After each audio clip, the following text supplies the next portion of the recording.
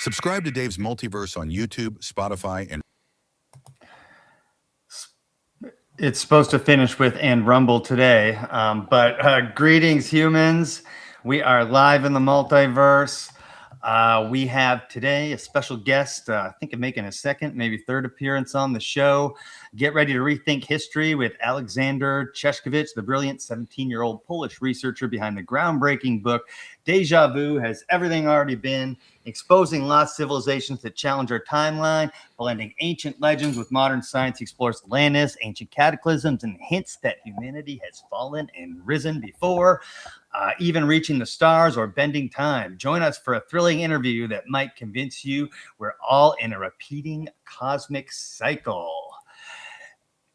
Olek, how's it going? I call him Olek. How's it going, my friend? Great, thanks for having me on. I'm not 17 anymore, just for people just to know. He's 22, yeah. Yeah, 23, you know, not yet, but 23 this year, so. But I yeah, meant to my say, book was... he wrote the book when he was 17, yes. But yeah, it's still impressive, you know, everything that you've done in the last, 6 years of your life. Between 17 and 23 for me, I was like, homeless sometimes. I joined the army. I was not doing anything academic at all. So I'm just really happy and impressed with how you like all the effort and the amount of work you've put into your studies. And it's really interesting how in Poland, you were able to, just based off of your situation, you were able to put a lot of time and effort into this instead of doing your like high school work. Could you talk about that a little bit? Yeah, I was always a good student, so I never worried about grades and stuff like that. Actually, before high school, in the middle high school, just to, not learn each subject and pass easily and get into a good high school, I attended historical competition and I won. I got a high place in it, so I didn't need to learn any other subject. I was like I had maximum points. So yeah, and then I was, in high school, I was in the international program, so I had everything in English, which also helped me, with my career and going more international with that. So you did like a lot of your studies in English? Is that how you learned English? Yeah, most, like 80% of high school. Wow. So that's how you learned English, doing that? No, I was learning much long before that. I think I started learning English at 4 or 5, and I got pretty good before high school. In the middle high school, parallel to the historical competition, I also got good places with English competitions too. But of course, with high school, it all went better and better. I started reading also. Because of this program, I could choose whatever subjects I wanted. So I chose history, physics, and I was doing nothing almost all the time, reading books, doing my own research, and again, getting very high grades. So yeah, it helped me a lot too. Got it. And you've got a pretty epic bookshelf back there. That's not real. fake. That's real. Yeah. Yeah, that's pretty epic. I love the lighting on there. It's beautiful bookshelf. I want a bookshelf like that someday. I got a small one upstairs, but how long have you been collecting those books? Actually, before, like, I don't know, 7 years ago or something, when I was like in early teenage years, I hated reading anything. So I was always not reading. But when I got onto all these topics, all these crazy topics, lost civilizations, but also universe, metaphysics, spirituality, I started reading heavily. And I think that these books are from the last 7 years, not more. But most were actually read by me and bought by me too. During the pandemic, I remember reading almost a book a day, like about approximately 5 a week.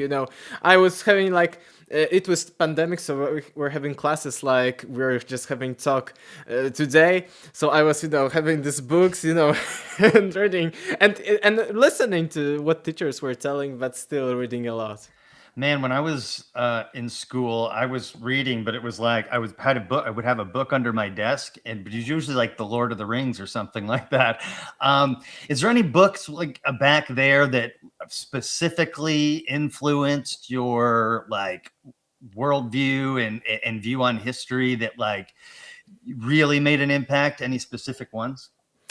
I didn't think specific ones because I was reading so much or so many of different books that it wasn't a specific one. Even when it comes to classics like Fingerprints of the Gods, these were latter ones. Actually, when I was finishing my book, I remember like it was month before giving it to because first it was with the publisher, my book in Polish, then I started self-publishing, and I remember reading in the last month, it was 95% of my book done, and I was, wait a minute, it's almost all of these ideas have already been, so I don't say that one single book that influenced me a lot, because parallel I was reading tons of books, so not in my case that one was having such an impact on me. Got it. That makes sense. I wanted to ask because like how the bleep does somebody read Fingerprints of the Gods in one day? No, just more heavy books. I wouldn't call it was during one day, but I would say that approximately I was actually reading parallel, like not one book, but to get it faster, I was reading like 5 to 6 books at once. So let's say 50, 100 pages a day of one, 50 pages of the other, 30 maybe of some other. So no, I haven't read it, but I could, but it would be too overwhelming for me. Do you do a little bit of like speed reading technique or what? Yes, but I think that it's not very good in all situations, and I use it, for instance, when the book isn't that necessary, isn't that relevant for my research, or when I skim some parts, or maybe I first skim through the book using speed reading, and then, because if you want, it's two different kinds of remembering systems, from my own experience. Right now, I'm talking to that. I can speed read and I can analytically read very quickly in a few hours a book. And I could actually tell you what it's about, but it won't have like a deep impact on me. Sure. If I want a deep impact, for instance, to talk about it here, to create some content on it, you need to, go slowly and, just immerse yourself in the book. So I use both techniques. Okay. And was that something you learned on your own, or did you take a course in it, or you just kind of learned how to do it on your own? Yeah, on my own. I was almost always an autodidact. What I learned at school at all levels was like 20% of everything. So yeah, watching YouTube videos about speed reading, about different topics, and I was always autodidact in all areas of my life, both when it comes to research, when it comes to productivity, but mental one, but also when it comes to like workouts, training, diet, and stuff like that. I always taught everything myself. Okay, I think that's so cool. And how many people in Poland approximately speak English? Do they have a second language there? Right now, yes, but when it comes to the older people, it's not the case, because before 1990s, most people were learning only Russian as the second language, because we were under the communistic regime back then. So most of the older people do not speak English, Russian and Polish, but nowadays, like from 1990s approximately, everyone almost knows at least a little bit of English. It's a second language. Okay, yeah. I was just curious because your English is very good, but you said you started learning at 5. I just wanted to shout out the chat quick, guys. I don't have a producer today, so I'm not going to be able to check it all the time, but I really appreciate you guys. We got Jim Fry, always love having him here. Jeff up north, what's up, my friend? Skywatch, shout out. Rue, I think Claire is Claire here? Claire, are you here? I don't see you. I don't see you in the chat. Claire's usually here, and Rue mentioned her. But anyway, yeah, Megan's sick, so she wasn't able to make it. So I'll try my best with the chat. But I wanted to, before we get into Oleg's work and his book and that kind of thing, I wanted to mention that Oleg has joined the Multiverse team. He's been doing probably the last 7, maybe 8 episodes, doing my editing and thumbnails and creating cool intros for them. I'm just going to show one briefly, just because I think he's doing a great job. But I just want to thank you, man, for believing in my project and helping me out, because what I do is this, right? I'm not great at editing and sitting. I don't sit still very well. I don't have a lot of attention to detail, but you've been doing a fantastic job. It's really helped out the channel a lot. I'm going to show just the most recent episode. Thank you. I see from my own experience, I think we've been working on these videos for a little bit more than a month. And yes, I see from even what I've been doing on your channel that I'm getting better and better at it, so I hope to know everything will get even better, but I think even right now it's very good. Yeah, it is very good, and I'm not going to name any names, but I've been noticing some other big channels doing things that you've been doing for our channel. So I'm just saying, I don't know if it's because of us or not, but if it is, I'm great. I also take inspiration, from exactly. the internet. It's the same process, we take inspiration, but combine a few different things, not like just copy. Yeah, it's not, you just say, hey, that thumbnail looks good. I'm going to try to make that style my own, right? Yeah, or like an effect, I see that, the headshot of a person looks very good. How can I recreate that, with our own guests? And, or I see the text effect, which is like very bold text. You see it immediately, eye turner, head turner. So how you can change that, how you can apply it, for instance, with historical topic or with the universe topic. And I think that it's very good right now what we have. Right. And so the most recent, we were pumping out a lot of content for about 3 weeks, but we slowed down this week. But our most recent drop was, I think, last Friday. And it was with Headless Giant. He's part of the Trilogue podcast on the Institute for Natural Philosophy, as well as he's a regular guest with Nick on the Occult Rejects. He just has a really interesting bird's eye take on a lot of this stuff. And this intro turned out, this intro is a banger. So I'm going to show it really quick. If you guys haven't seen this one, please go check it out. It was epic. It was a good episode, very good episode, excellent talk. Here we go. Magic is an illusion used to create reality. On the patch, they've got the caduceus, which is not the symbol for medicine, it's the symbol for business. There are miles and miles and miles of shelves beneath the Vatican with all of the most ancient stuff you could imagine, and it's off limits to you.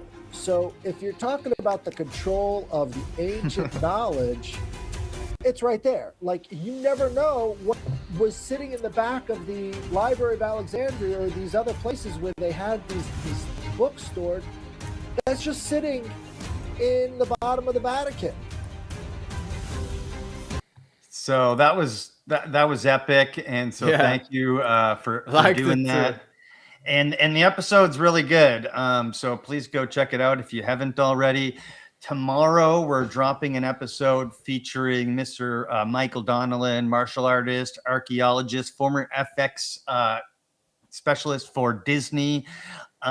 We do talk about ancient history in the episode, and his findings off the coast of Spain is particularly Cadiz, and his documentary series Atlantica. So you get an update on that. Anyone who was at Cosmic Summit who saw the cut that we saw, it was about 50-minute cut.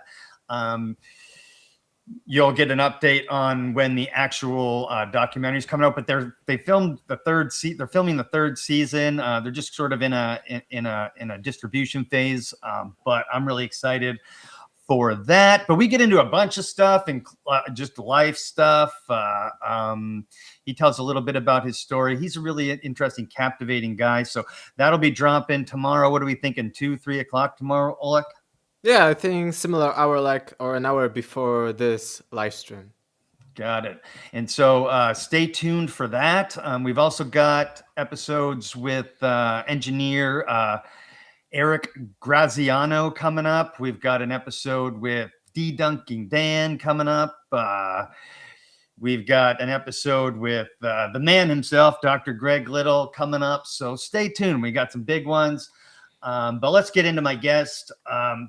You've been doing the rounds. You did the Cosmic Tusk podcast with George Howard. How was that? I think it went really, really good, and I think that also people liked it in the comments. And I actually from like last December, so like it's like 2+ or 3 months already. I've been like on 30-35 podcasts. I will be still on 10 in the near future. So yeah, I think also, with that, I always had experience talking. I recorded thousands already. I don't brag about that, but literally thousands of YouTube videos of 10 minutes. I had thousands on my channel. Some of course were deleted because I was too young, maybe they weren't that good or something. Maybe I recorded them again, but both in English and Polish. But I think that with all of this experience, I'm getting more and more with the flow with them, and I think they are getting better and better each time. So I think they were even better one than the Cosmic Summit. There was Jimmy Charge. It was live. People really enjoyed it, and it was also very like live stream is different than pre-recorded episode. Sure. But also on many other channels. On one that will be airing soon, and I will share it on my YouTube channel and social media soon in a few days or a week or something.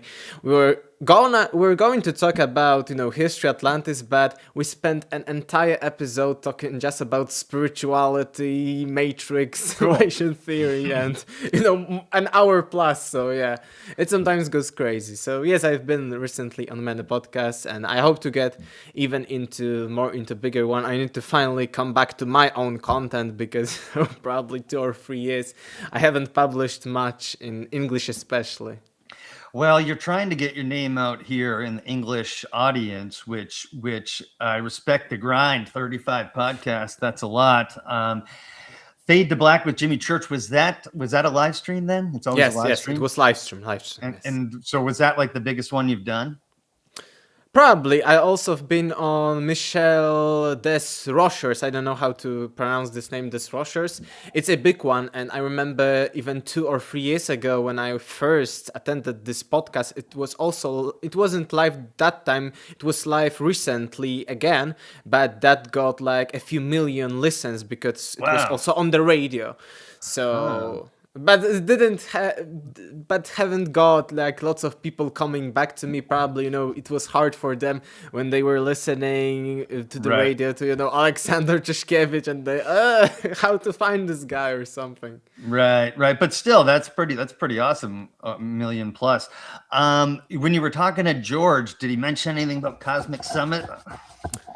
I think he didn't mention anything specifically, any news or something that could be. I'm just hoping for little tidbits. I did get a little tidbit the other day that I won't say. But I'm hoping we do Cosmic Summit, same time, same place, Greensboro, North Carolina. If it happens to go down in June of this year in Greensboro, what's the chances Aleksander Czeszkiewicz flies from Poland over to North Carolina just to attend, even if you're not speaking? Yeah, I'm trying to more and more, but it's very expensive. I even got a few invitations more than these that you mentioned, and I'm trying. Maybe I will get into the US, but I don't know when and on what, like event, conference of some sorts. But I will try to get to the US this year. I had a few invitations from a few different places, even as a speaker, as a researcher, and I hope so, even if they, get me the tickets or something, I That'd be could nice. take the rest, but it's not that easy from here, unfortunately. Yeah, well, I wonder how much does a plane ticket from Poland to North Carolina cost? Yeah, also, it isn't like a straight flight, but you need No, to, right. a few Yeah, you times. got a couple different stops. Probably Yeah. don't fly directly into North Carolina. You probably have to fly into New York or Atlanta or something. So yeah, I just love those environments. It's especially for a guy like you to be able to make connections and to powwow with some of the big names in the space, and also some of the people you don't know, that because I had that experience a lot, where people that I don't know end up becoming friends or even becoming contributors to the show. That's how Megan ended up being my producer. So yeah, I would love for you Yes, to I'm head across trying the my pond. best. You see me on bigger and bigger podcasts, so I hope soon, to be able to at least once or twice a year go to such events. Right. Well, I'm looking forward to Cosmic Summit, and I really hope, and I know he's watching, so I really hope Tyrone from Rebirth of the Word shows up at Cosmic Summit. That's all I'll say about that. But I would love for you to show up in person. That'd be great. Really appreciate that. So science is catching up in discoveries that prove things are getting older, and seems to be happening weekly almost. There's some kind of new thing. We got Raul out there in Peru finding like all these megalithic architecture with Aztec and Mari type architecture built on top of it. There's just so much going on all over the world. You mentioned before we got on that there's even something that says that the Sumer civilization may actually be older. Do you want to start there?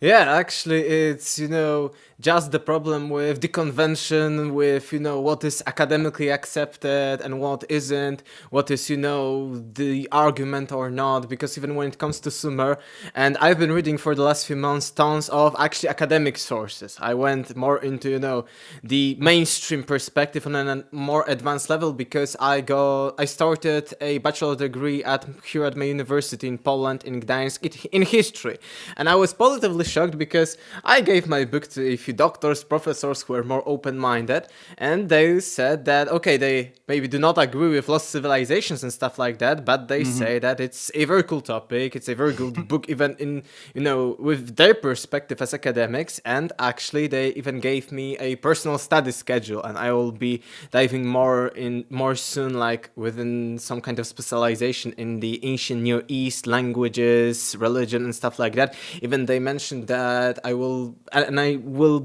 have my first peer-reviewed article very soon here in Poland about the flood myths connection between Bible, Mesopotamia, India, and more. And they said, okay, I can write articles on such topics, even Atlantis, but I just need to be critical. And what I've learned is that, at least here in Poland, academics isn't like, oh, you're a pseudoscientist or something, or our Right. topic that we are talking about is some kind of crap, we are Snake oil, snake yeah. oil salesman and stuff like that. No, they are that, okay, this is one opinion, but they, as a historian, and they are, repeating it all the time during classes, as historians, it's like a job, it's like a mechanic. Maybe you're such a cool mechanic that you could, repair a car effortlessly, like do your own shit and, repair it very easily, with your own experience, tens of years of experience, it, how to do it. But then comes a Karen and, she's shouting at you and you cannot do that, just because of the legal stuff, you cannot do your own stuff. You need, okay, I need to go just as every other car mechanic or someone needs to do just to be safe.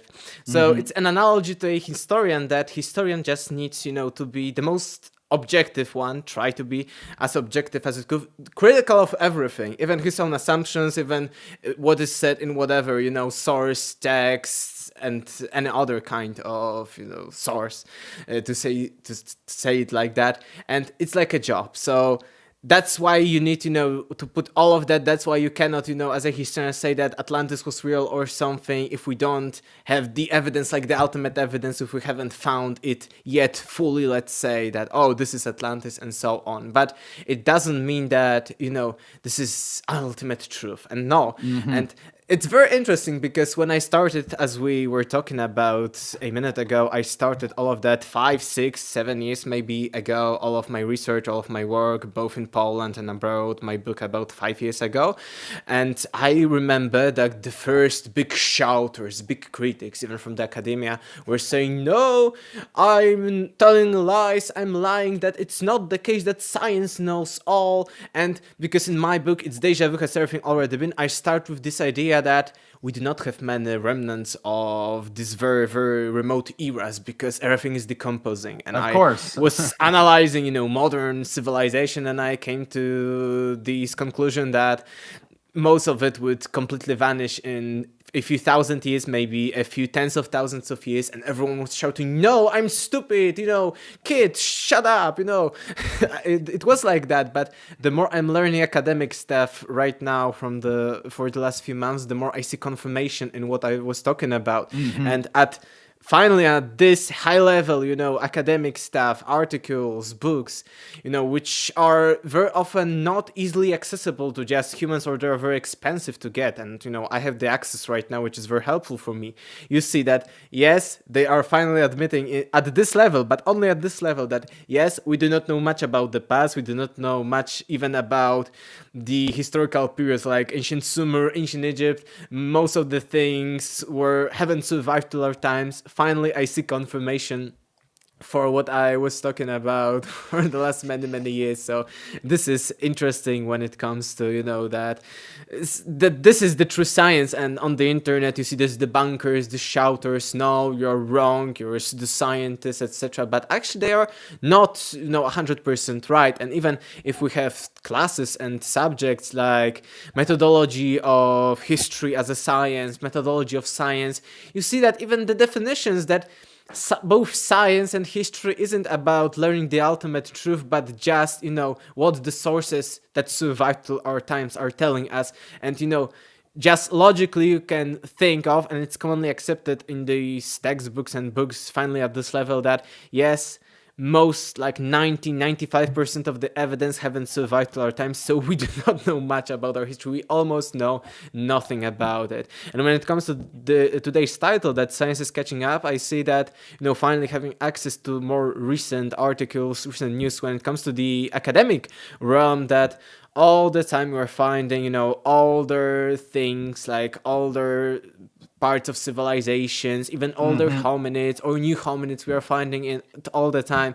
And throughout the last 10 years, we found so many things. And it's even, when it comes to this perspective, a more recent one. And as I said, I was very positively surprised by all of that because, I was a little bit, okay, I'm coming into this realm, maybe, I'm not, I'm a little bit from the outside, but I was positively shocked by all of this experience. And I even laugh very often because I can, read an academic scientific book from, let's say, last 5 years, and let's say from 20 years ago. And you see, for instance, when it comes to prehistory of humanity, in the one 20 years ago, you see, and I remember the quote, I was laughing so hard that anatomically modern humans appeared 50,000 years ago at the maximum. And then you see, a book from 5 years ago, which is still not the most recent one, that anatomically modern humans appeared about 200,000 years ago. And right now we are learning that it's even conservative, 315,000 years ago, and that anatomically modern humans diverged from other hominids 500,000 years ago. So you see, 10 times of, taking the roots of anatomically modern humans back in the last about 20 years, only 20 years. So imagine, how it all changed from, let's say, 1970s or 1990s, or maybe from the times that you was at school. So it's crazy. It's things are changing fast. It's cool that like your university is allowing you to explore this stuff, and they're not just shutting you down, but it's also cool that they're like, yeah, you can do this, but you have to be critical thinker. You can't be presenting like, theories that, because when you're talking things like Atlantis, you're not, like you mentioned, there's no theory of everything. There's no like, this is Atlantis, whether people want to believe that or not. It's just too long ago, and we're going off of evidence that's like, based scarce on myths, and it's very scarce. And but more and more stuff is popping up. Marine archaeology showing a bunch of different stuff. Randall Carlson just did a video about a 7,000-year-old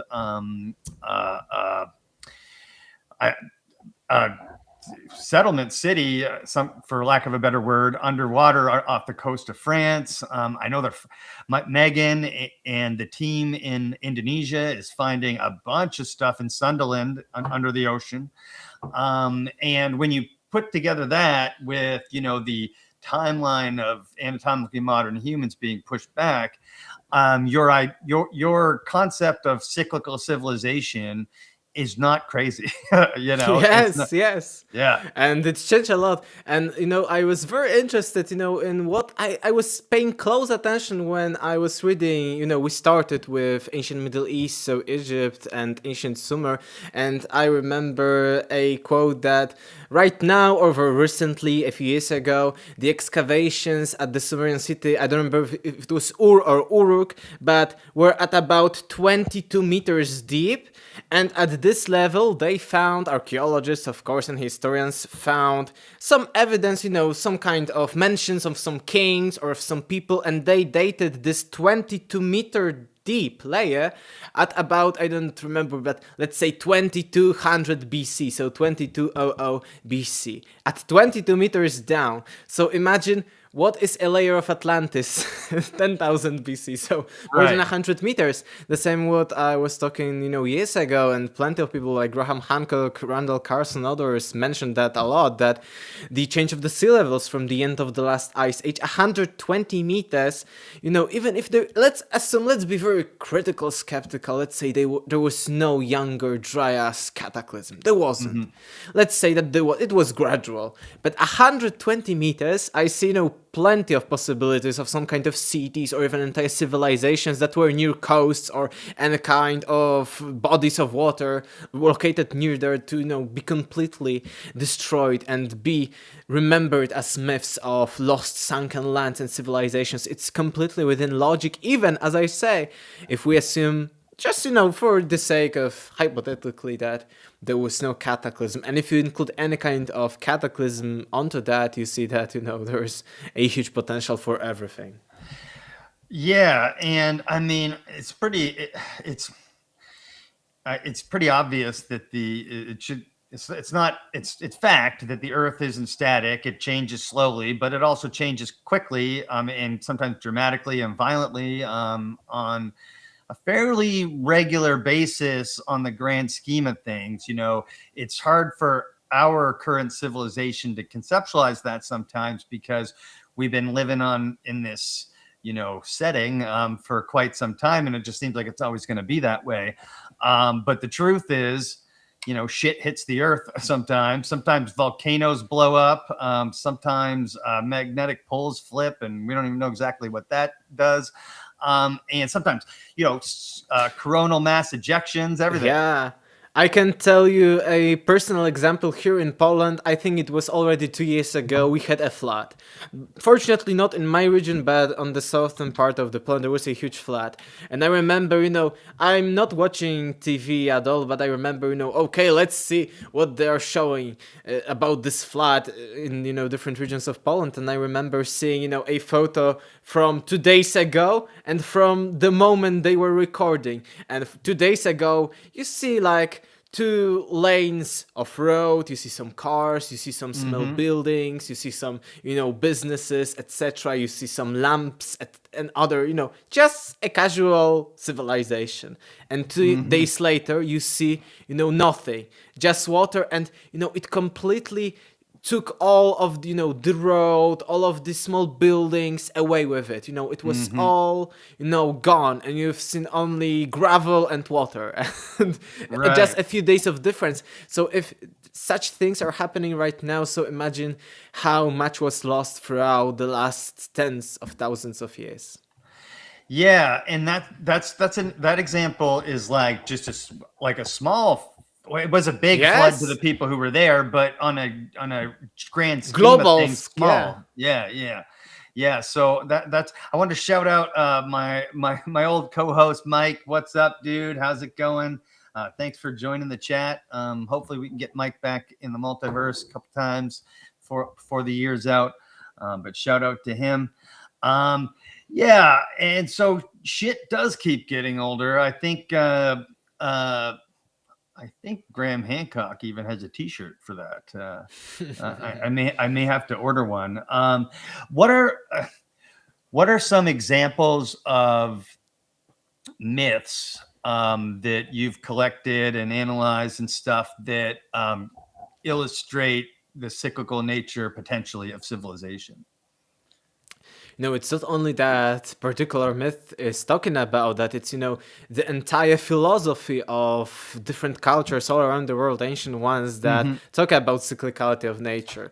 The famous Hindu yugas, which are, it's not like a single legend. They are mostly, when it comes to the most ancient sources, mostly described in Mahabharata, which is, very, very long. You cannot find Mahabharata in a single book. I tried to find, but no, even, 800 pages are still abridged versions, so shortened a bit. But so famous Hindu yugas, you see astrological beliefs all over the world, in ancient Sumer, in ancient Middle East, but the famous cycles of the Greeks, the different ages. So it was more than just a myth or a single legend. It was like what was their belief.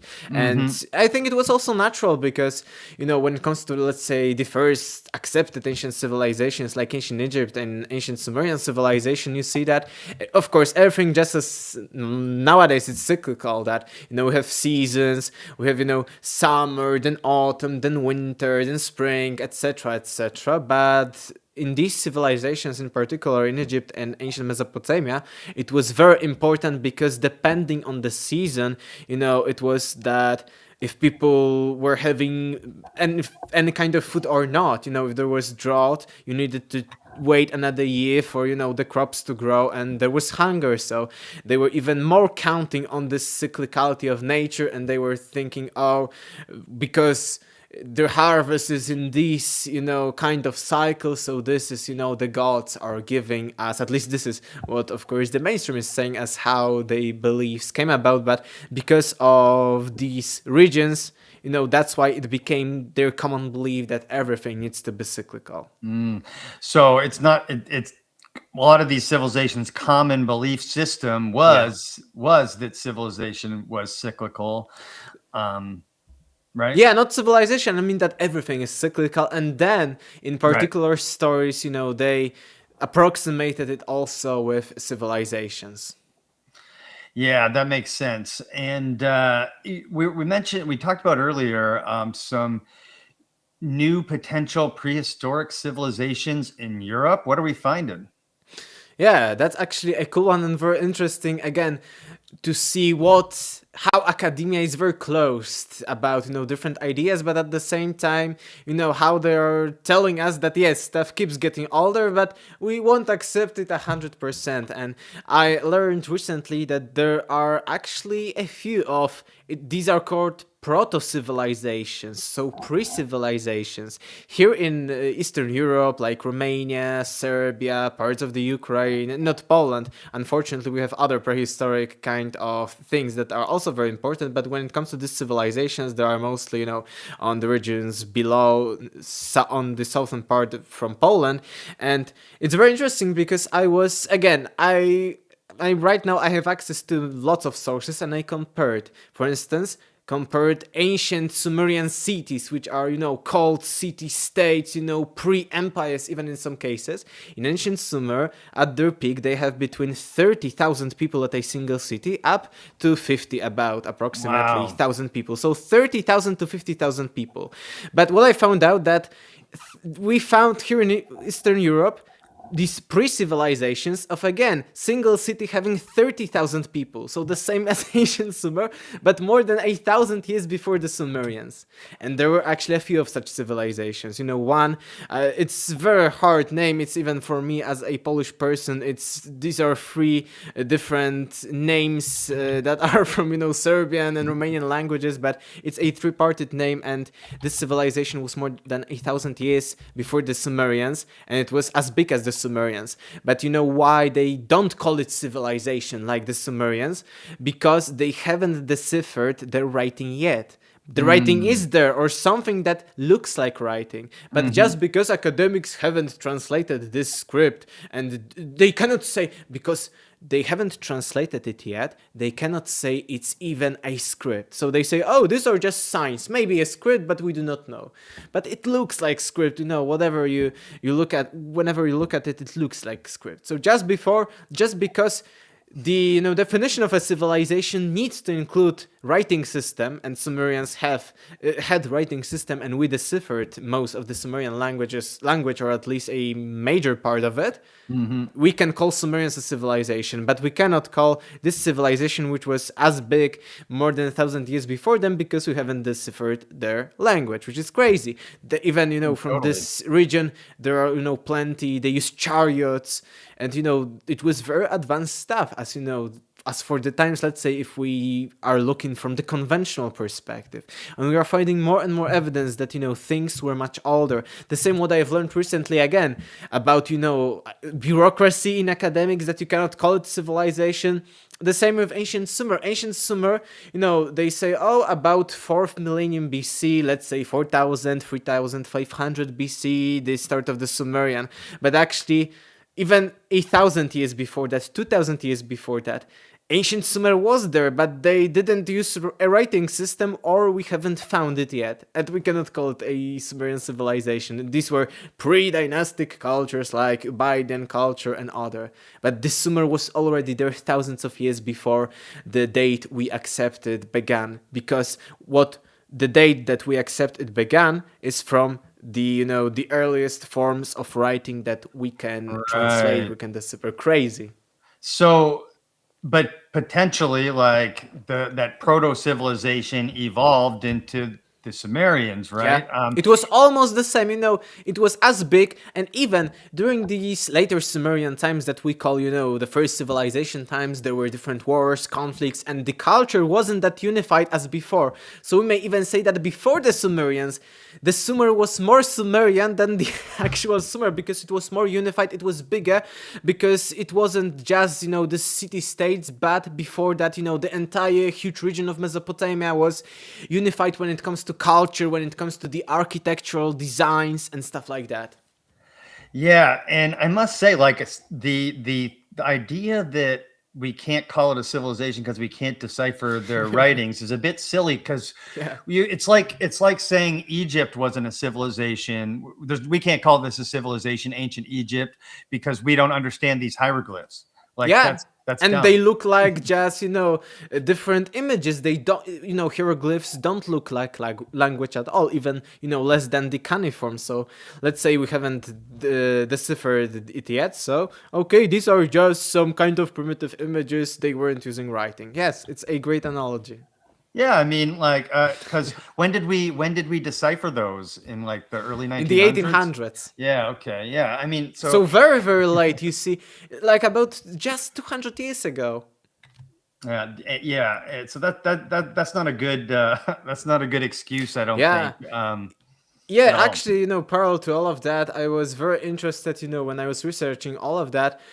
And I knew that before, but again, I got more and more confirmations to what I've been talking about for years, that what we currently know about the history is a recent discovery. And I found out that, again, I've been talking about it for years, but right now I found, all the sources to prove that I'm right, that ancient Mesopotamia, which is huge, all the civilizations which we know right now, Sumerians, Akkadians, Babylonians, Assyrians, later Chaldeans, and plenty of the other ones, of the smaller one, and 3,000 years of history of civilization that was happening in the Middle East was not known until 1843. Most of the discoveries were happening during the 1840s they started, so less than 200 years ago, 180 years ago. So let's say 200 years ago we knew almost nothing about any kind of civilization of ancient Sumer.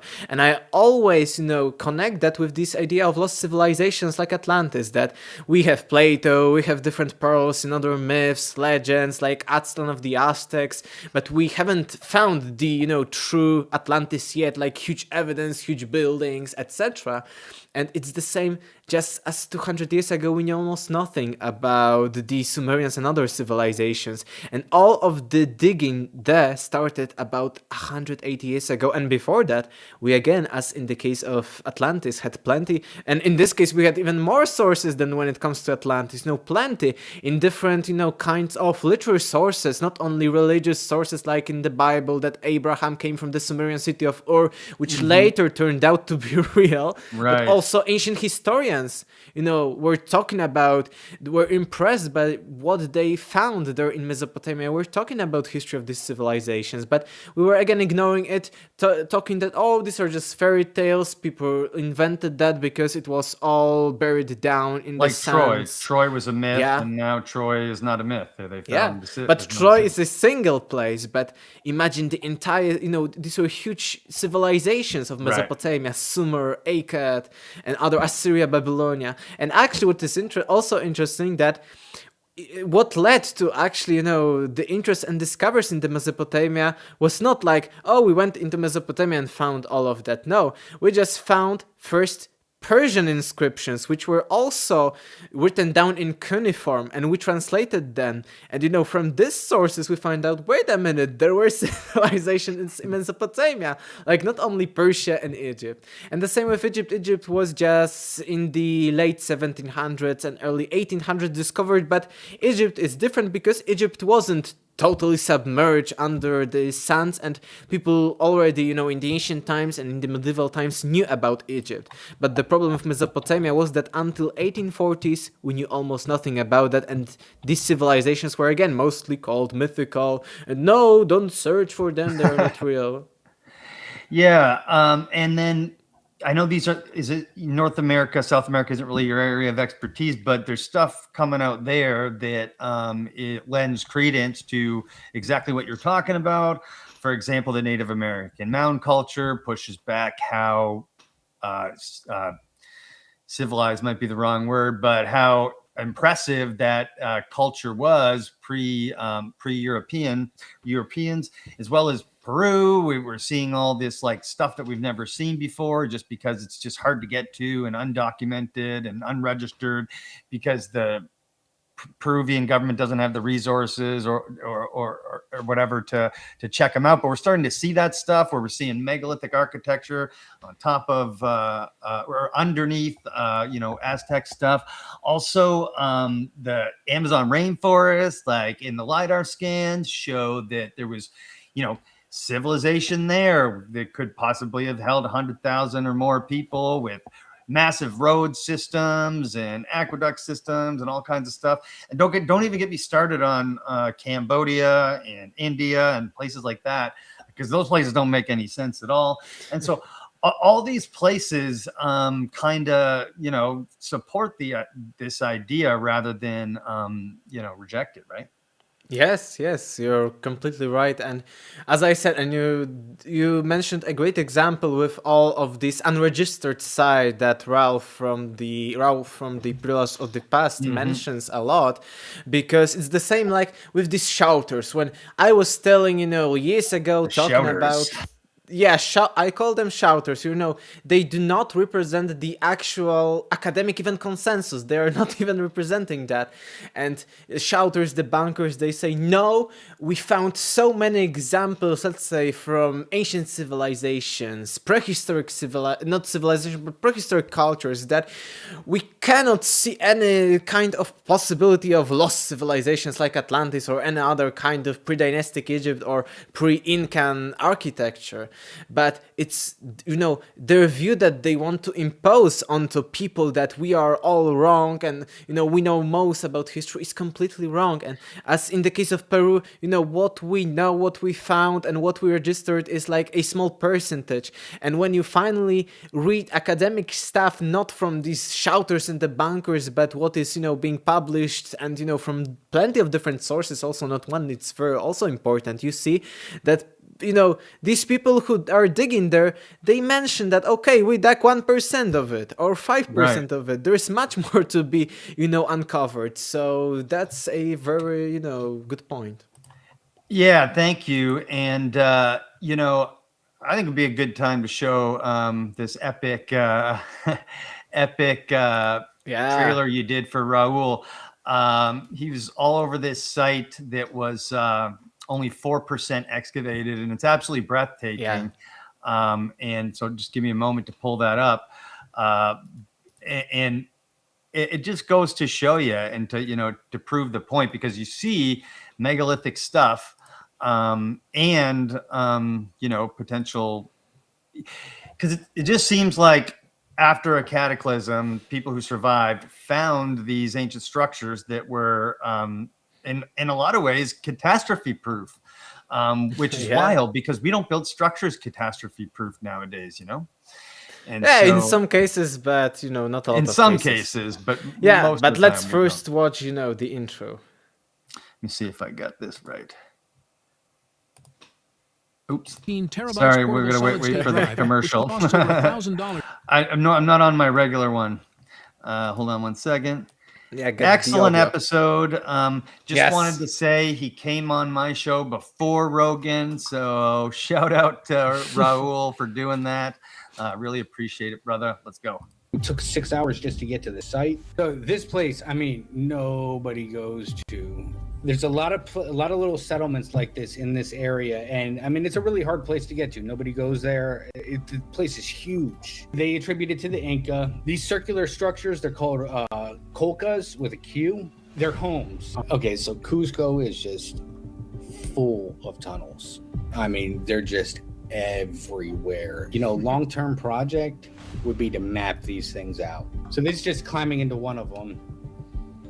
Wow.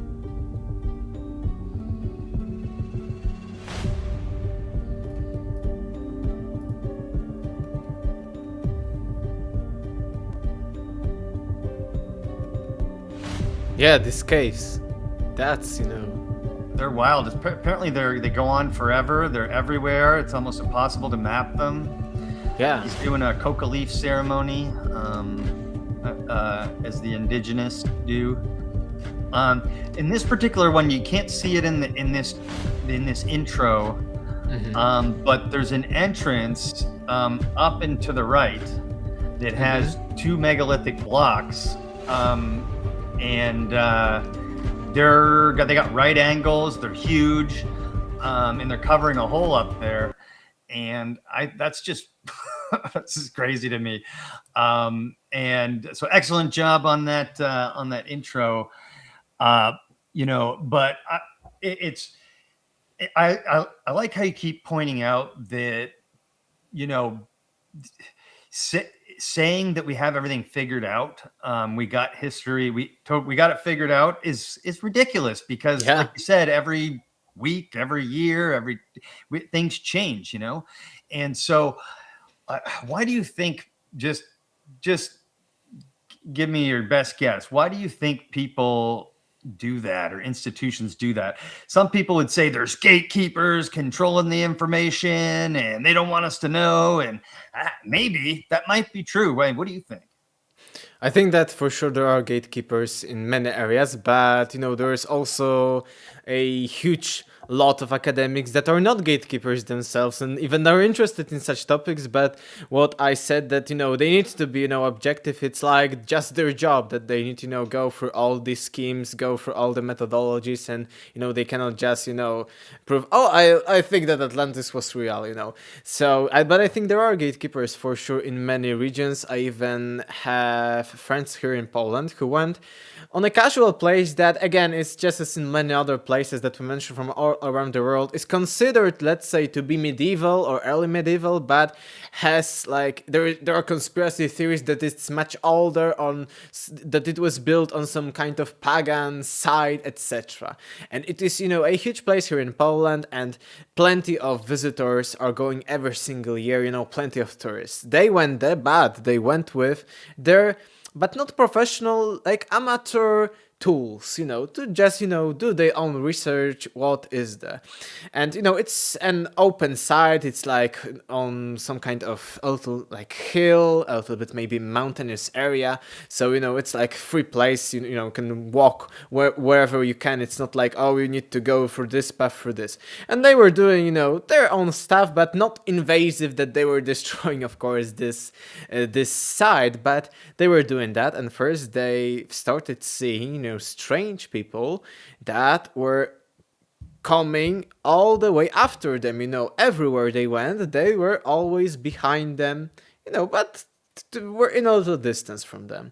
And they said, this is that's in Poland, sorry? In Poland. Okay. There are two sites. I don't remember at which they were. There is Góra Ślęża, but you want to find it easily in English if you want to search that. Yeah, could you search it quick while you're talking? I'm definitely not going to be able to type There are that in. two of them. I think they went to this because there are two this mysterious sites. So it's really kind of Men in Black. Try type, in English. Men in Black exactly. characters following them around in Poland. That's wild. But these were incognito people. There weren't bodyguards or something. Sure, but it's like Men in Black, as I said, in Poland. Wait, I will get into Wikipedia and English how it's called. I will type you in, the chat. Have you been to these sites? No, I haven't personally, but I've been to a few others, and I can say that I typed it in the chat. It's the same in English, unfortunately, so we need to copy it. And I've been in a few other very cool places that also have such mystical aura around them and conspiracy theories. And I can say that the same megalithic architecture that can be found again in Peru, this, Sacsayhuaman, or again in Italy, Greece. I've seen the Greek ones a few times, or in the Far East. It's also found here in Poland in, the fundaments of the biggest buildings, castles, and stuff like that. So it's the same theme here. But when it comes to what they experienced, first they were, these Men in Black were, going after them all the time. And then finally one of them, went to them and said that you need to, go and, don't do whatever you're doing. I don't remember what apparatus they had, they were even having some kind of spiritual rod or something. So not only physical apparatus, and yeah. And and finally at one point one of these men went to them and talked that if you want to be safe, you better go away and don't do what you're doing. So yeah, and it's just a casual side that on this mountain there is a chapel, and it's considered to be older than that, and there are different theories that underneath this hill, this mountain, there are some kind of secret chambers. But also I can send you a link. There was actually a conspiracy theory going on here in Poland, proven right, about some kind of chambers underneath. It's another one. This is Góra, so Mountain Ślęża, and another one is send it to the private yeah chat. But I need to link Yeah, no worries. Another one is Wisagura, so Bald Mountain. And it's even I think in English. I will send you, but on the private chat this time. You can, watch this, a few moments from this video, because there was a huge conspiracy theory that everything is older, because again, what we will show our viewers is under a medieval, some kind of chapel, church, and there were conspiracy theories that beneath it there are some prehistoric, Lechia, Polish Empire, like Atlantis, stuff. And they went away. I want to know what minute to show you, like from fifth minute of this video. I send you link to. Great. I just wanted to flip through these a little bit. So this is a modern church that's built on top of it, right? And it's just casual thing, and there is a belief that underneath there are some kind of sacred prehistoric monuments, architecture hidden, and it isn't like very like Area 51 or something, but crazy that's things like that happen. And the other one, the link I sent you, 5:31. 5 Can minutes. I ask you what this is first? What is this? Yeah. This is later again, but not medieval, but Celtic. So late before current era times, like 500 BC, and these are just different. I think this is a statue of a bear, but later. But there's a conspiracy theory that there are even older things there. But from the link, it's a bigger one than this. And 5th minute, 30 seconds. 5 minutes, 30 seconds. Just give me a moment to pull it up. 5:30. When there are an underground thing, you see? I'm going to start at about 5 minutes because it looks like they're underground there. Yeah. And what's this place called? This is called Bolt Mountain. Bold or bolt? Bolt, like head. And what you're seeing here, you can put it without the audio because the audio is not important. This is a little bit zoomed in, but what you see is like huge underground cathedral or something. And this was a conspiracy theory that there is something beneath, and there were legends that these are some kind of chambers with prehistoric kings of pre-Poland Empire and stuff like that. They will zoom out and you see it's huge. Like it's like 10, 12 meters. And you see there is water. They are on some kind of boats because it's all submerged, and it is under a church, under a church inside a mountain. And conspiracy theories were for years saying, this is these are this prehistoric chambers, and people, academics and skeptics were saying, no, these are just in case there is a flood, but on a hill, flood on a hill, so you build underground chambers so the water can move there and not flood the entire charge. But it's a stupid explanation, and you see that it's huge. You see that maybe it's a little bit rough when it comes to the walls, but you see that there was like an arch on the ceiling, so it's not like just any kind of water reservoir or something, and it's like a few meters deep when it comes to this water. So again, and after this incident, this recording, no one can go there, and still this place is again not fully explorated. So, and you see it's pretty big one, as under a small kind of church. I've been to this church when I was a kid,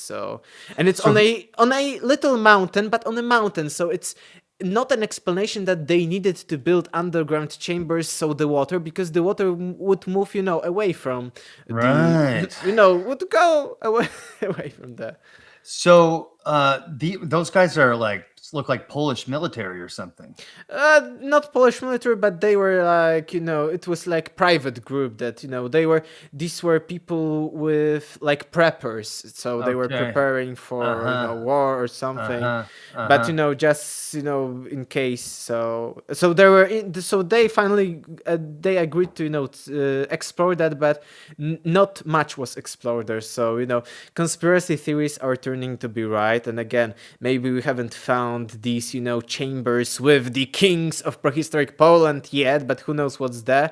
And even I found later, because I had a podcast with my friend whose book I published here in Poland about the Slavs, ancient Slavs, and what, we were talking about it on a podcast, and plenty of people actually gave us further sources, for this. And it actually turns out that because Poland was under partitions for 123 years before the First World War, so in the 1800s, in the late 1700s and early 1900s.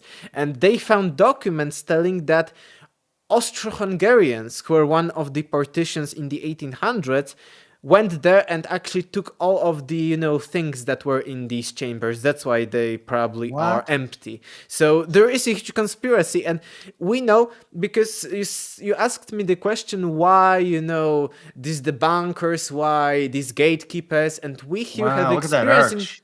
Yeah. Wow.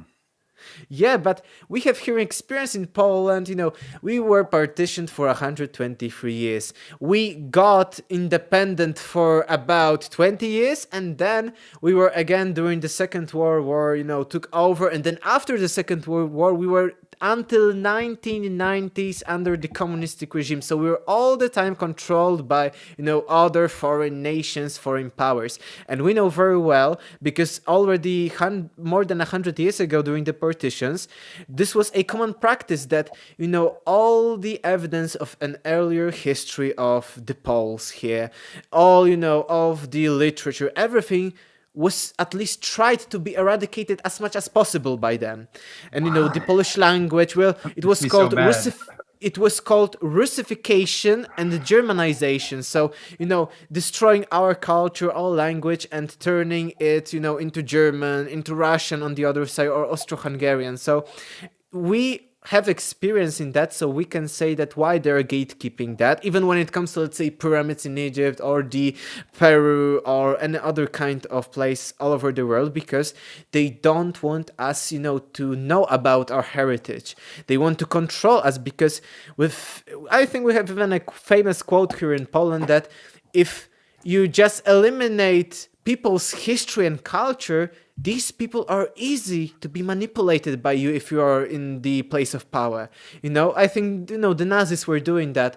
Okay, let's eliminate all of the culture, of the evidence, and it would be easy for us to, change the history. They were trying to change the history, with the superiority of the Aryan race, which actually had its roots with Atlantis. So it's crazy theory. But what I'm showing you here, you see, it's huge. It's still unexplored up until nowadays. Man. I had incredible. No idea that was there. But what's the point? Is that gatekeeping or, eradicating of history, of our culture or any kind of language is very often for, keeping people in power. Because what if, Graham Hancock was right all along? What if it turned out right now that everything, that Atlantis was real, that civilizations are older, that people already, mapped the entire planet tens of thousands of years ago? That's so ridiculous. It would completely change, the modern perspective, and the modern pop culture is controlling us, what is being in the media. So I think it's all about having power over us. Yeah, I think you're probably right. It just makes it's crazy that there'd be this coordinated effort to do so. Like it makes me think it's not a global thing, but just I don't know that. So let me get this straight. I think to some extent it is even right now global, for people not to connect that there was a civilization, let's say, before us, but I think it's very hidden and, it's hiding very well.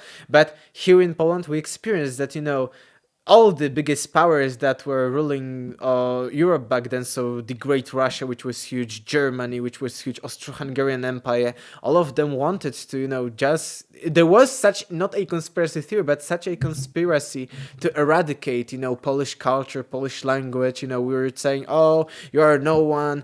And there were plenty of methods, this is what we are learning at history. It's, even, sending people to Siberia or sending them to foreign wars, etc. So we know from our own experience that there is something like that. And I think that's why people here in Poland may be more open to conspiracy theories, because especially older people, because, you know, older people before 1990s were under the communistic regime, and most of the old people know that what we are being told in the media, on the television, is, you know, controlled in order, you know, for the people to be controlled. So we are we have different kind of mentality. I think the same with plenty of other Eastern European nations. I want to find a different word than conspiracy theory, because that gets used like as a you know, to dismiss. I don't know. I want to call it like open-ended theory or something like that. But I'll come up with a better one. Let me get this straight, Olek. So those dudes went down there, got that footage of that cathedral underneath that church. Then after that, no one was allowed to go there. No. And then Or now, maybe small expeditions that didn't do much for us to better understand this place. Maybe a few people went there, but not many. And But, up like, until now, you it's couldn't go completely there. closed. No, I haven't gone there. No, what, I wasn't. Like, what's the reason why? What do they say why it's completely closed? And who It's says dangerous. Maybe, you know, it's destroying the heritage or something. that? But, you know, What organization or whatever? government ones. Okay. And only, you know, because I know this full story behind these people on the video that we watched, because again, I had a podcast, like 5 episodes of Hour Plus, with a person who knows a lot of that, and I knew personally these people because one of them actually died, and there is a conspiracy that someone killed him. So yeah, that's another story. But they only were able to went there, and they were first, you know, from, let's say, tens of years, like decades, no one was able to went there. They were only able to went there because at one point one of their friends was like head chief of a small part, like not a district, but, you know, it's called gmina, or like, you know, a small, at this where this place is located. So he was like a bureaucrat there. So just because he knew them personally, he enabled them to go there. But immediately after ICC went there, everything was again shut down, and higher authorities closed it, you know, almost forever. Wait, who killed themselves? Yeah, one of these people, there's a conspiracy that, you know, he died. Yeah, I don't know. Yeah, exactly. Yeah. Okay. Yeah. All right. I see. Right. Yeah. Okay. Because that happens all the time when people get too close to the truth. All of a sudden, they have an overdose, or they unalive themselves, or whatever. I just want to say hi to my mom. She's in the chat. Shout out, Mom, from Ontario. What's up? So and then there's that other church that you showed us that has the conspiracy theories that there's something underneath, and that people that went and were just doing basic surveys had unidentified people following them around. Yeah, and one of this person talked on my podcast about it, so it's not like a legend or something. That's just surprising. But it's like stuff here in the United States. So you get too close to a certain spot in the Grand Canyon, and then the helicopters start showing up and stuff like that. Yeah. But that's just wild to me. Is prepping common in Poland? A lot of people prep? To some extent, yes. So these people were preppers. Okay, there's another there's a country in Europe that has the most amount of prepping and bunkers in the world. It might be Sweden. I can't remember, but I thought maybe it was Poland for a second. No. So with all your research, and, you know, even today Atlantis has come up a couple of times. How do you conceptualize Atlantis as a idea or whatever? How do you conceptualize Atlantis? When it comes to what I think or believe, but believe on all the evidence I have what Atlantis was, I think it was some kind of prehistoric when it comes to, the academic timeline, civilization, maritime civilization. And it's, not, again, crazy conspiracy theory, because even Plato, the main source about Atlantis, is telling us that Atlantis wasn't like just a singular city, this circular one or something, but he says that Atlantis was a maritime civilization on the Atlantic Ocean, and it had its colonies and influence over the entire Mediterranean Sea, including colony in Egypt. So it's also very funny because I see academics trying debunking Atlantis or Atlantean, for instance, sources in Egypt, or that the pyramids were built by Atlanteans, or such theories, and they say that there is no connection between Atlantis and Egypt. Yes, there is, because Plato is telling us that Egypt was Atlantis colony. So it's not that for these debunkers, people are stupid for connecting Egypt with Atlantis or the pyramids with Atlanteans. But actually, it's what the sources are telling us. So it's it's basic connection, first connection. Okay, let's say we want to discover Atlantis. Plato says that that Egypt was a colony of Atlantis. So okay, let's check for the Atlantean influence in Egypt. So, and when also I think that just as with this megalithic architecture found all over the world, I think that Atlantis is connected, but I don't think that Atlantis is Atlantis like a single one against civilization. I think it might be memory of just previous civilization, just as right now we call Sumerians, Akkadians, Assyrians, Babylonians, but these cultures were intermingling, intertwined in themselves, and right now it's even better to say ancient Mesopotamia or ancient Mesopotamian civilization than, let's say, Sumerians, Akkadians, because it's so convoluted. So I think the same of Atlantis. And I think that Atlantis was also connected with all of the anomalous maps that are showing us, different traits of a pre-Ice Age world. For instance, different kinds of sunken lands, sunken bridges between the continents, like the Beringa. Right now it's Beringa Strait between Russia and Alaska, but before there was, a land that was connecting them. And I think that Atlantis may just be a name for something that was before the last Ice Age. Yeah, I agree. I don't look at Atlantis as like one city, and if they did have this city with these concentric circles and like this beautiful, it was one of them. Yeah, it was one of them. And Mike used to always say, like, if our civilization was wiped out and then they found stuff, in New York or Michigan or something, and then also stuff in Alabama, let's say, they'd call them, they might call them the same, they might call them separate civilizations, but it's the same civilization, essentially. So if Atlantis was truly a seafaring, potentially global civilization, what the culture in, say, North America, South America, in Europe, in Africa would be different, right? They wouldn't be the same. Same quote civilization that are connecting, sharing information, sharing knowledge, sharing food and trade routes and stuff like that. But they'd have a different culture, right? I think that it's mostly that, okay, let's say that Atlanteans existed, were some kind of civilization. Let's assume even like ancient Sumer or ancient Egypt of something like that.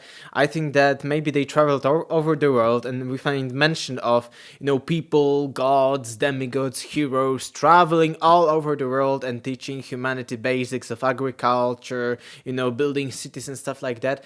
I think that, because why we see this megalithic architecture all over the world, in Europe, even in Poland, on the Mediterranean Sea, in Egypt, in Peru, in the Far East, I think that it's all about that people were building from local materials. They weren't, taking stones from all over the world and putting them, from Peru to Egypt or from Peru to Europe. But I think that it was mostly that, these people were seafaring civilization, as you said.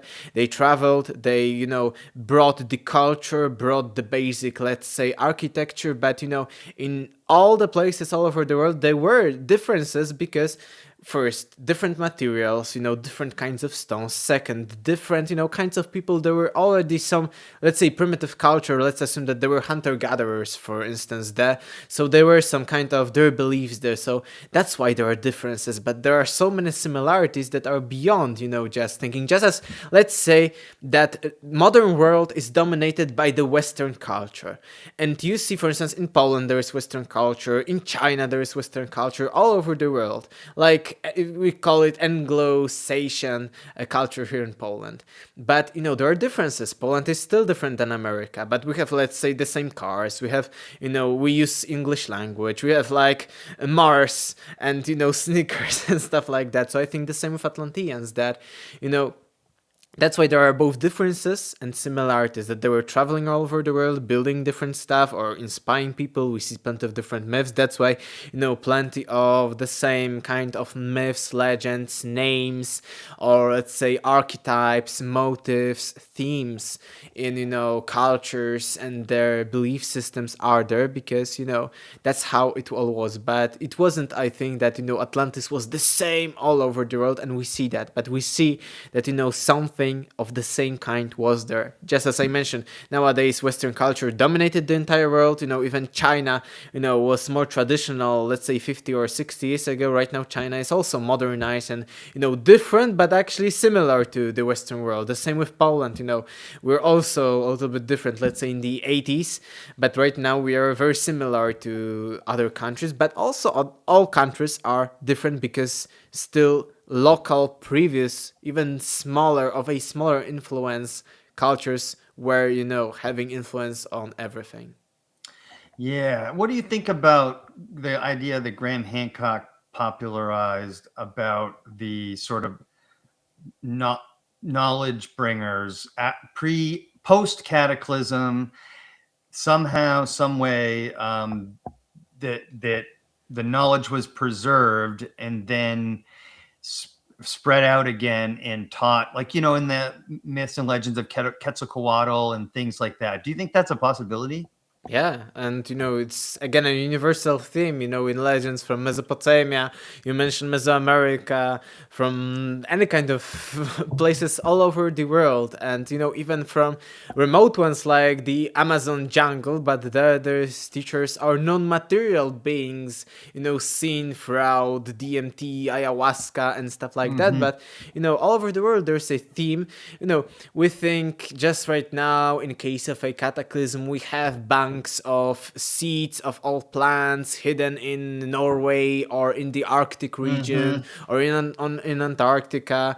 And the same was already thousands of years ago in myths, like the Yima of the Persians, who was because there was maybe not like great deluge, but there was like a winter, like nuclear one, and he created bunker with all the seeds. But also in the biblical story only animals are mentioned taken onto the ark. But in the previous stories from Mesopotamia, which were actually the biblical one was a copy from the previous, like Epic of Gilgamesh, Epic of Atrahasis, that there you find mentions that not only people were taken onto the ark, not only animals, but also different kinds of knowledge, like, okay, let's get the person who is good at metallurgy with us, and also seeds of different plants. And there is even a mention that then these seeds were planted, after the flood, the ark, the boat went onto some kind of highlands near the mount, like in the Bible, Ararat, or another kind of mountains in the Mesopotamian region, and then they started planting everything. And what is interesting is that from what we know, prehistorically speaking, archaeologically speaking, that in these regions, because it's not only Mount Ararat, but entire, Zagros Mountains, Taurus Mountains, which are, around and circling the ancient Mesopotamia, and, the so-called Fertile Crescent on which, the entire, not civilization, but even thousands of years before that, sedentary lifestyle started, the Neolithic Revolution. We see that ancient myths are telling us of the same places where the Neolithic Revolution started, because it hasn't started started in the regions of, let's say, Sumer lowlands, but it started, paleobiologists are telling us it started actually on the highlands near mountains. So it's just as in these stories. And you found, all over the world, these stories of teachers of mankind. Like in India, when it comes to the flood story, the main hero is called Manu, and he takes onto his ark 7 sages, 7 rishis, so 7 wise people. Again, there are 7 Apkallus who are teaching civilization and actually building civilization after the deluge. There is a mention that the first Sumerian cities were built by Apkallu, by these teachers of mankind. You mentioned Quetzalcoatl, who went to people and taught them. Later, late antiquity, we find sources like Plutarch in his treatise on Isis and Osiris, who mentions that Osiris, according to the Egyptians, traveled all over the world, and he taught. And it is even a very interesting description that Osiris went traveling all over the world, and he found primitive people, but like hominids. He found people like hunter-gatherers, and he taught them that, no, don't kill each other, don't eat. They were cannibals even. And he taught them basics there, of shelter building, of love. The same, again, with Persian versions in Zendavesta, that Yima also taught humanity, this Yima who built nuclear bunker for the seed. He taught humanity basics of creating some kind of fortified places, and he says that, okay, I will teach humanity building even canals for agriculture, to get the water to the fields. I will teach people how to build walls, how to build basic kind of homes, etc. So it's a global theme. Yeah. Even today we have actual hunter-gatherer barely contacted tribes and some uncontacted tribes existing very close to civilization. So that muddies the water a little bit. Now, I wanted to touch on something that's slightly controversial, but what do you think? So when you have the Mesoamericans describing, bearded, tall, light-skinned people coming and teaching them stuff, they're the ones saying it. But then when Graham Hancock says it, he gets, called certain words and stuff like that. Racist. Do you think that is a form of just a tool for suppression? Probably yes, but it's also like what is being, commonly taught at schools, at universities, that it's, because, but I also try to, I try to understand, every kind of point of view on, all this mysteries. And I want to understand, why racist. And I understand because, for instance, Nazis used also, maybe not bearded ones, but, the Aryan race, tall, white people with blue eyes, as the main one of the prehistoric Germans, of course, etc. But okay, they use that, but it doesn't mean that we right now should completely ignore it.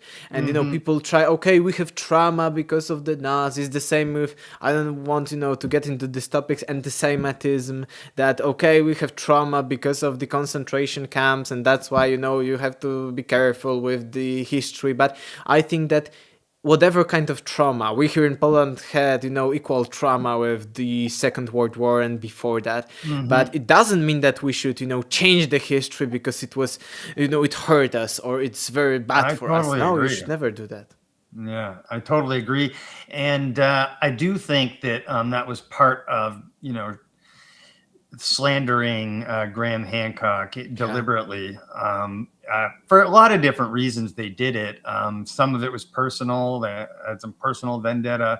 Some of it's, coming somewhere straight from the top where they just don't want us knowing this stuff. So want to say hey to Rex from the Leak Project who is in the chat. Yeah, shout out Rex, and shout out anything 6398. Also, hello everyone. Both of these guys are watching from your channel. We are streaming live on both of our channels right now.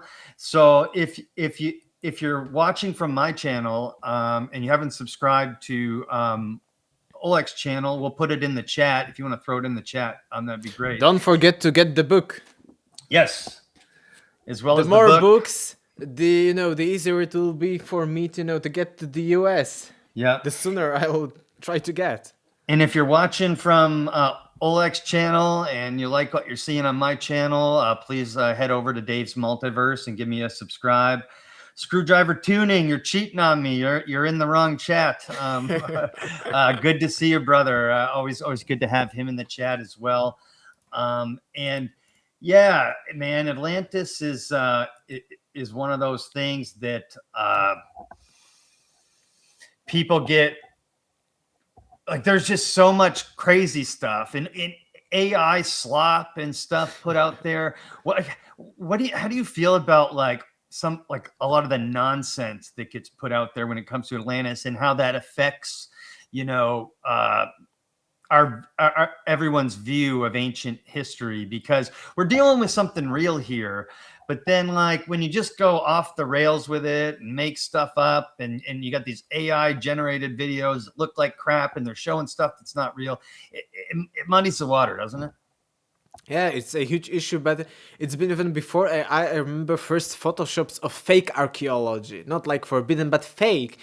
Fake portals discovered, fake Atlantis. But I also think that, other visualizations, like, which can be seen that are just visualizations, are good for us because, before I remember AI, when I was searching even for the copyrighted material on Atlantis, there were only a handful of any kind of illustrations, like over high quality, or even of animations of how Atlantis could have looked like. So I think AI is also good that, we can visualize how it looked like, how this looked like, based on what Plato is telling us, without, having huge expenses when it comes, to people. And, before that, even with, graphic designers and people like that, there weren't many animations or visualizations of Atlantis. But I think the most dangerous one and the most, bad for our, let's say, of this topic of exploring lost history is the fake one, that something that looks real, like, oh, we discovered alien artifact, or oh, UFO, and then the shouters, the bunkers, skeptics are coming. Oh, you see, these people are believing in this stupid AI stuff and this fake archaeology and things like that. So that's my point. Yeah, there's different types of those shouters and debunkers. Like, some of them are literally doing it because it's of a grift, right? It's their grift. When they make a video about Graham Hancock being racist or something, they get attention, both positive and negative. And if you look at some of these people's content, you'll notice that their regular content, that when they're just trying to present a topic or something, it doesn't do very well views wise. When they attack Jimmy Corsetti, let's say, then all of a sudden their views go way up. So some of them are that, and some of them are just, feel it's a tribalistic thing where they're on this or team. A belief system. Yes, right. Like, we believe in that, and these people are stupid people, unintelligent, uneducated very often, and they believe in Atlantis. This is the main argument. Right. So I wanted to get a little woo, but how if civilization was cyclical, and likely was cyclical, and let's use the conservative 200,000 year human, anatomically modern human, and then let's just, I'm just going to make a number up. Let's say civilization rose and fell 5 or 6 times during that time. How and obviously you're going to speculate here, but how advanced do you think a civilization could get? Like, do you think we had like spacefaring civilizations, or like is that out of the realm of possibility in your view? I think that's a great question, even not that much speculative, because years ago when I was researching my book, my first chapter is about the decay of civilization, a modern one, and I was searching for such scenarios. I wanted to know, right now we have a civilization, what if all the humans vanished? How these remnants of ours would behave. And in different scenarios, when there was a cataclysm like a comet strike, asteroid impact, or maybe just great deluge, or maybe just let's say humanity evaporated as humans and everything was left untouched for decay. And I was searching crazy scenarios, crazy for some people, but these are casual scenarios, because okay, let's say plastics, metals, okay, these are just few thousand years of existence. But what about, for instance, we talked about bunkers, we talked about specific kind of materials, advanced ones, how they would behave. Of course, they would last longer, a little bit, or much longer than casual stuff, but still, it would all be, vanish, let's say, in 100 or 200,000 years. And I was searching, okay, but, to get to the skeptics, and to show them that it's possible for advanced civilization to exist in the hundreds of thousands of years of our past. Yeah. So I was saying, okay, and I remember, skeptics saying, it's impossible because, for instance, if it was such advanced as ours today, we do not have any kind of space debris from them, like, some kind of satellites and stuff like that. So I researched that. And, even, such nuances that satellites would, go around the planet for years, for actually tens of thousands of years. But still, there were even physicists who were approximating that in about 100,000 years, or even less than that, these, parts of different rockets that are, around the Earth in this space, or let's say different kinds of things we put, in the other places, like near Mars and stuff like that, they would get in, let's say, span of tens of thousands of years. They will get closer and closer due to gravity to the actual, let's say, Earth or Mars, and then they would hit it finally. So they wouldn't go around the Earth or Mars for millions of years. No, still within 100,000 of years, most of them would be completely destroyed. So, I think that it's okay to say, let's say, 500,000 years ago or 200,000 years ago, there was a civilization like ours today, or at least to some extent, because I don't think that it was 100% the same. Maybe it was even a little bit advanced, or maybe just as in ancient texts, like again, Mahabharata is a great one for that it was a different kind of civilization, more spiritually, more like intuitively oriented, naturally. Yeah, and I'm just pulling up just stuff depicted, like these dudes are like in spaceships, man. And they're depicting it. And I wanted to I got this when I was in Mexico. This is the famous one. But this guy's in a dang spaceship. Okay, he's got control mechanisms and a pedal. He's got a breathing apparatus. This looks like obvious machinery.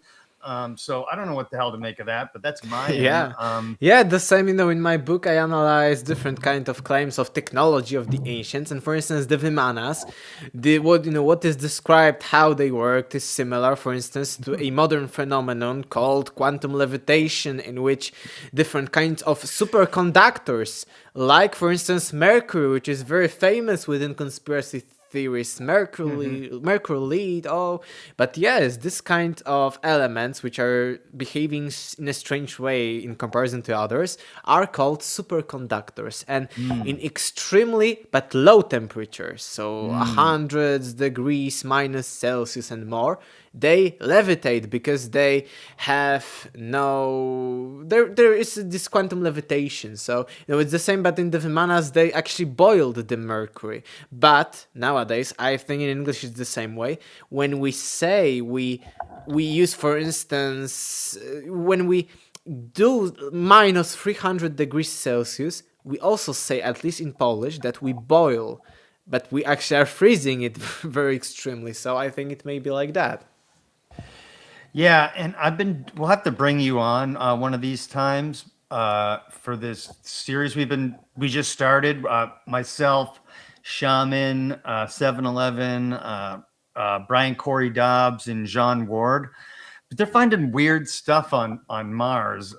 He showed me this the other day, like live, but I never saw like a clear image. I'm going to show it to you guys right now. But I just have an open mind, okay? I'm not saying there's a Stonehenge on Mars, you guys, but like there's a Stonehenge on Mars. You know what I'm saying? And what do you think about Mars potentially being a seed of Earth, or that seeded Earth, or there potentially was a civilization there a long time ago? Yeah, I think it's possible, but we do not have any still evidence for that. I mean, maybe such things as these, but we know for sure there was earth, there was water at some point in Mars, on the Mars surface. So probably there was also some kind of life. We see that life forms. I don't know what they are called, maybe not bacteria, but life forms are in plentiful in the cosmos, actually. So the same with water on plenty of asteroids. So I think that it's very possible that there was some kind of life or intelligent beings on Mars in, even not maybe hundreds of thousands of years, but maybe millions of years. So I think it's very, very possible. But again, I don't see that much evidence about that. No, but what do you make of this then? I think, this isn't like the rocks just are, circular, but it can happen. Circular things can happen in nature. And again, we do not see that these things, they are coming from the ground, but they aren't like these pillars as in Stonehenge on Göbekli Tepe. These are like more casual looking rocks. Yeah, it's weird, and this is just one thing that they find, and like I'm really trying to have an open mind about it, because I always do, number one, and for the most part, and number two, the volume of weird stuff that John Ward and others are finding is very compelling, at least to provoke a closer look and a more open mind, about Mars. But I just wanted to show you that maybe because you're a very critical thinker, and I want to believe everything typically. Maybe you can come on a Mars Disclosure Live with us one time. What do you think about that? Yeah, sure. I don't have that much experience in that, but again, but that's a good thing. Open. That's what Brian wants. Brian wants critical thinkers who aren't very into Mars in that way to come on the show and look at some of the stuff and give their honest opinion. So yeah, sure. it would be great to bring you on there, because I think it's fun. We're going to try to do it every month. I think the next one's on March 8th. So okay. I wanted to ask you, because I think about this a lot, right? With the cyclical nature of civilization, are we doomed to just keep repeating this cosmic loop of building up a civilization and then getting nuked by a CME, or getting hit by an asteroid, or blowing ourselves up? Is this like just how things are gonna be, and this is the way of things, or what? I don't think that we are doomed, but I think sometimes such scenarios are maybe good for us. Some people would say maybe, this is from, spiritual perspective, a bad karma for us. Maybe, when it comes to the metaphysical sources on Atlantis, like Edgar Cayce, Frederick Oliver, and others, they mentioned a few times that, and even Plato is telling us that Atlantis fell because people started behaving like animals. The same Cayce said similar, but he explored that. Sounds like right now. Yeah. And the same, that the biblical Great Flood was because of human depravity. But other sources are not, telling us like exactly like that. But the same, for instance, in the Hindu Yoga system, that different ages are, in one age there is high spirituality, in other, the famous Kali Yuga, there is the low spirituality. The same with the Native American, a few of their beliefs that they're the same as in the Hindu Yugas. There are in a few of the Native American beliefs, because Hindu Yugas are often compared to a cow standing on 4 legs, so full. There is balance, the cow can stand. So this is the greatest age, the Krita Satya Yuga.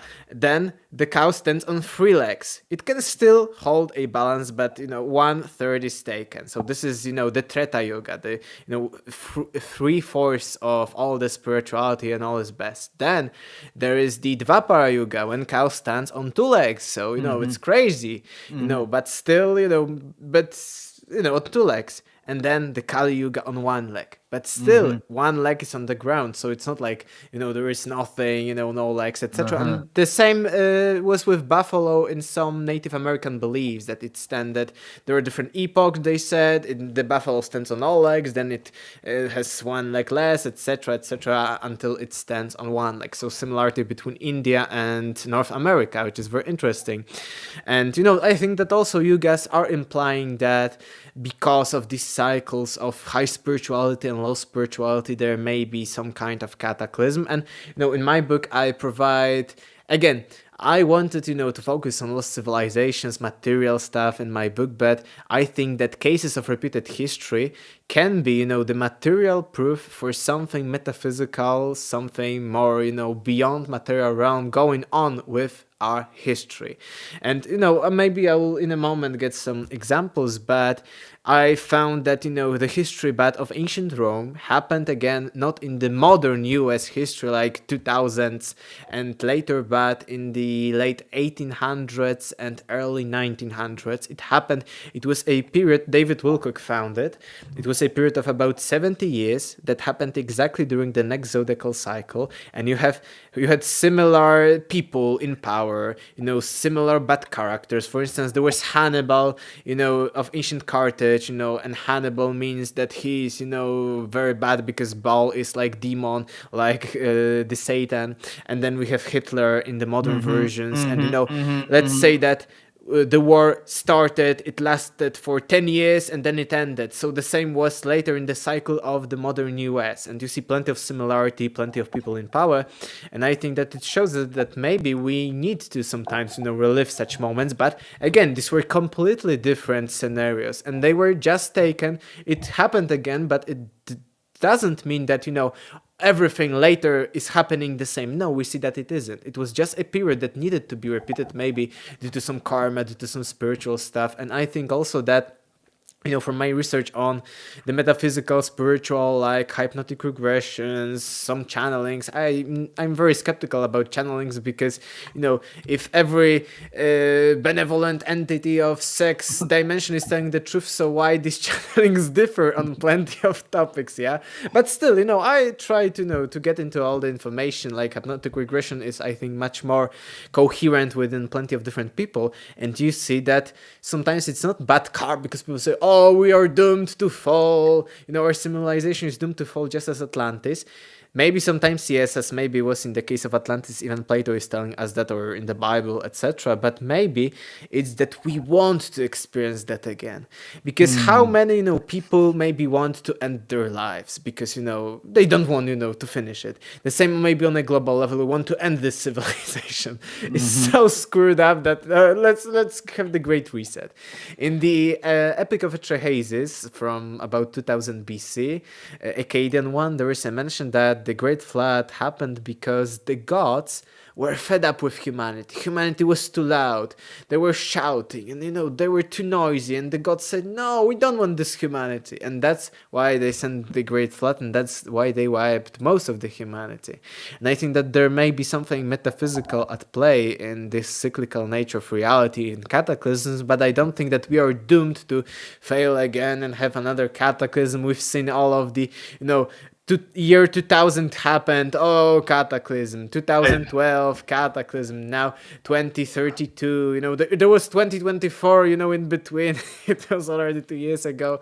So I don't think we are doomed. I think, it all depends on plenty of different reasons. I think the same, from a spiritual perspective, that maybe the same for incarnation. I don't believe that, Earth is a prison planet, that we, are in prison, that we need to reincarnate and again, but I think that maybe some people want to reincarnate again. Maybe even it's a personal stuff. Okay, I did bad, so I will go with these people again on this journey, and maybe I will do good than this time. So I think that the same with, if there will be a cataclysm or not, I think it depends on something bigger. Oleg, that's an outstanding answer. It makes sense to me because, well, humans, there's 8 billion of us. It may not have been we got to 8 billion or whatever it is in earlier times, but we are a part of the living organism that is Earth, right? So if our collective consciousness is sick, you can call that spirituality if you want. Then it makes sense to me that could and would have an effect on the planet. I think our powers, our brains, especially collectively, is a lot more powerful than we realize. And I think our consciousness it interacts with the vibrational nature of the earth and everything around us, right? Mm-hmm. Yes, this is a great metaphor, the earth living organism. The same, let's say you have like bugs in your hair, so what you do, you eliminate them. So the same like with humans, eliminating humans from the surface of our planet. I think, it's the same way. And also, for instance, you have overeaten and you cannot stand more, so maybe, you get the food out, and that's why you eliminate. You need to, have these balance. And I think the same as you've said with the consciousness, maybe, too bad, some people would say karma, too bad energy or something, and we need to get rid of it. So maybe the easiest way, the fastest way would be to again have some kind of cataclysm or something, a reset. And the same, you've said that we are much more powerful spiritually, or when it comes to consciousness. This is what the ages of the ancients are talking about. The famous Hindu yugas, as I've said, are about that the greatest era, the golden age, Satya Krita Yuga, is full spirituality. Everyone is talking telepathically, and there are descriptions that the person is physically blind, and this person sits in his palace and sees the battlefield psychically, remote views the battlefield from miles away, and he's blind physically and he sees that. Same with other spiritual capabilities. That's why I very often call the yuga systems and any other kind, I think, astrological system from all over the world, because there are plenty of them, an instruction manual for living on Earth. And that's why I also think you said, okay, maybe we are connected on a global level, maybe that's why we need a reset, a cataclysm. I also think that the same with these ages and the same with everything. And why one age is Kali Yuga, the age of materialism, that spirituality is very low, and the other is very high. Maybe we want to experience such things, just as, let's say, I want to play a game on my computer. Okay, I want a very hard level, I will get this and get this, or I want, even watch movie like Rambo or something, right. Very cool. Or maybe I want, to do something like very more peaceful, more spiritual, more harmonious. So I think that's why it works like that. Yeah, that makes sense. Screwdriver Tuning mentioned something about a comet hitting the sun on April 4th. Haven't heard of it. Yeah, I haven't heard of that either. Screwdriver, can you send us a link, please? Mike says that's the day before Easter, which is a cyclical thing. So that's interesting. But I can't imagine a comet really having much effect on the sun. But what do I know? Let's see here. Screwdriver Tuning also says American Indians mapped the stars on the ground as where they lived, and that's another thing that shows up everywhere. You were also talking about in India and stuff, and they had these. They talk about a time when everyone was ultra spiritual and all that stuff. I mean, the Egyptians had the first time, right? Zep Tepi, right? Where they supposedly had it all figured out, and then they lost it, And so just this stuff just shows up, In relation to what Screwdriver is talking about, map the stars on the ground, we see that all over the world in all civilizations too, right? Yes, yes. I think that it was also a basic practice because, right now we are having light pollution, so in plenty of places we don't see the stars. I am fortunate that I see very often, stars, and they are very, very bright. So I think it was basic that, okay, it's getting dark and you see, this crazy lights, on the sky. And even, if you are, let's say, primitive people, you are in awe. Wow, these are these stars, and you see the connections between them. You start, to connect the dots, connect the stars. So I think that's why it's so universal that, even in primitive societies, stars are very important. For instance, for navigation in more advanced terms, but also, they are just something like, what is it? It's like basic, primitive, I think, human thing to get the knowledge about the stars. But in some cases there are very advanced mappings of the stars. We found that most of the Mesoamerican cities were as above so below, the famous later quote that was even esoterically later used, for instance, in the Christian Catholic dogma. It's as in heavens as on earth, so it's the same one, but esoteric, so hidden. Okay, let these people believe as God wants, so will be on earth. So yes, but it also means of the famous hermetic law of correspondence and Gnostic one, that as above so below, like the fractals, as on the smaller scale, the same, self-similar on the higher scale, the same with atoms, whole galaxies, and plenty of other things. So I think it was natural when it comes to stars and why people were so crazy about them. But you see that, for instance, we the didn't precision. have TV, right? That's all you had to look at. Yeah. But then that doesn't explain like Giza and you were just mentioning, you just were about to mention the precision, right? The precision mapping, Giza, and what's the one right outside of Mexico City? Teotihuacan, very similar. Yeah. So on one hand, it's very like natural and common and sort of a primitive behavior to look at the stars and then map them on the ground, right? But it doesn't explain like massive like structures in Egypt that are perfectly aligned, and some of the math involved like potentially shows they knew, the shape of the earth and the size of the earth and stuff like that. It doesn't explain that. So it's just interesting to me that it's a behavior that goes from it's both primitive and advanced people were doing the same thing, right? Yes, the same with beliefs. For instance, in Egypt, there was believed that part of the soul after death went to the Orion, and there was some kind of portal to another dimension. The same was within the Native Americans, that the same to Orion, etc. And so there was, I think, something beyond that when it comes to that. There was some importance with the stars. Some people believe, okay, the aliens came from there, or maybe people were more psychic and they've seen, something, that there is some kind of energy like from Pleiades or Sirius or things like that. So I think, but I also think, let's assume, okay, pyramids are very precise, so they are beyond the explanation. But let's say another example of just casual cities or casual temples built for, us on the stars. I think that it could be also, in these cases be just, okay, we like the stars, so we build the same. Or maybe believe that, this is so because people also what they've seen looking every day. They were looking every day at these stars that it's so cool and but also so harmonic. Every day the stars it's all the same, but throughout the year there is like some change, but it's again a cycle. So maybe they believe that if they copy the heavens, maybe also everything will be good on earth. Like believes that, oh, I need to have good energy in this space to manifest everything good. So I think it may also come from this.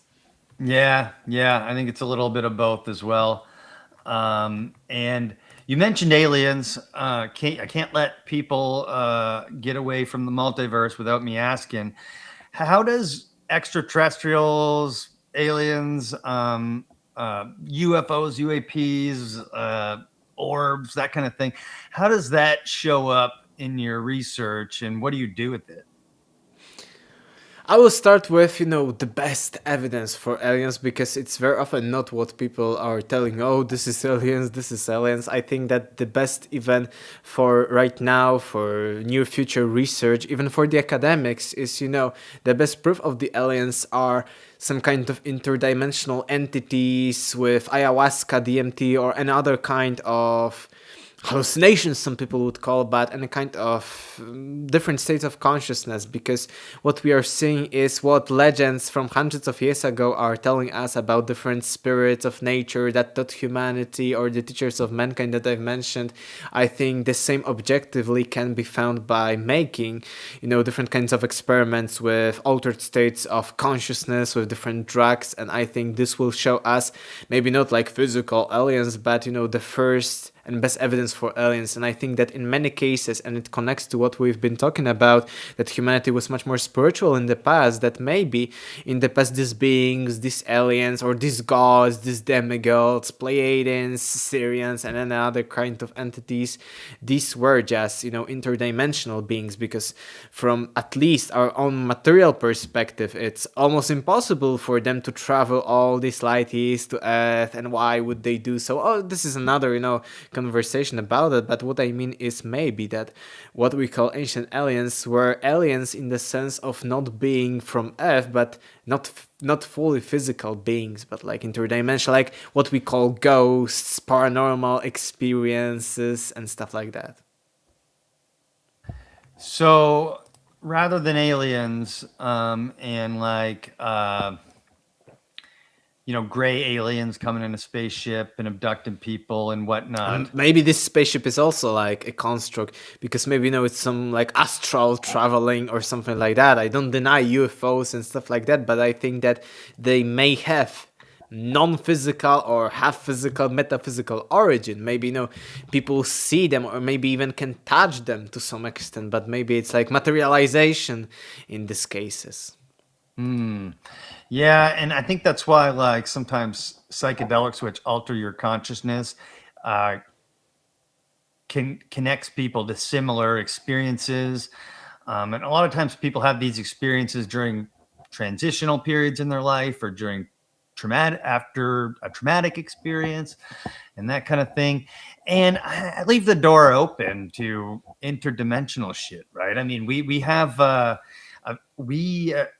as humans have a very narrow bandwidth of measurement that we can do with our senses, and it's a very small percentage of what's actually around us. And so, it could be that, right? Yes. I can highly recommend on the book of DMT. I will be reviewing it this month. Book by, I think you also recommended it before, by R.N. Vaught, Rick Vaught. His books on DMT. We were mentioning it last year or something, so I think if everyone wants to discover this topic, so yeah, these are great sources.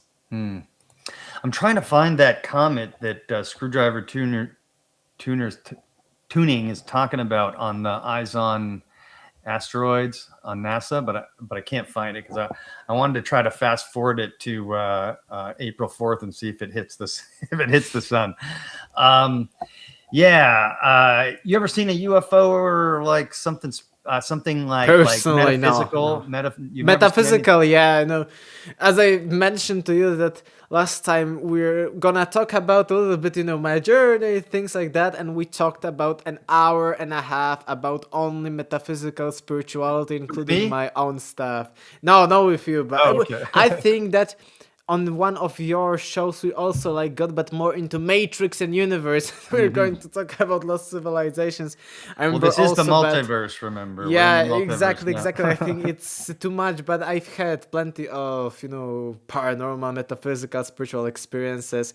I would even say, I always say people that when I started as a teenager, this all research, it was heavy research, academic, history, logic. So this was the masculine part, but simultaneously there was the feminine part, about the dreams, intuition, spirituality. And my journey was actually from being agnostic, a little bit on the atheistic side, into, starting having strange experiences, mostly prophetic dreams about the most minor and unimportant things you could imagine that were beyond, imagination. Like I dreamt of, okay, I talked to this friend in this particular setup, which is, not a common thing. Even, we are in the same place, let's say in the room, in a place in school or somewhere, and they are talking to me about something that is beyond my knowledge when I was dreaming about it. Like something, let's say, exam that would be a month later. And then I get this feeling of déjà vu that, yeah, it was like that. So I had plenty of that. It's too much for me. It's getting late here, so, I can end with that. Yeah, this is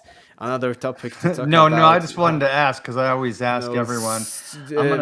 Paranormal dreams and stuff like that. Yeah, I mean, I could tell you my one experience, but I was just going on about it to my brother, asking my brother if he remembered, but he doesn't really. He only remembers little bits. But I had a weird experience that we'll save for another time. But I got to hit my outro music, because we can't end without my outro music. And I got to thank everyone in the chat: Screwdriver Tuning, Craig, Gracio Margos, that's your friend, Hamburglar, Mike, shout out, Mike from the Multiverse, Tammy, everyone who was in here, my mom, thank you so much. I put Bullet book in the chat. Let's just pull it up here as well. Excellent book. Get it on Amazon. It supports his work, which he funds basically himself, which is what I do as well. So if you haven't already, please go ahead and grab that, and please go ahead and subscribe to what's your channel name called?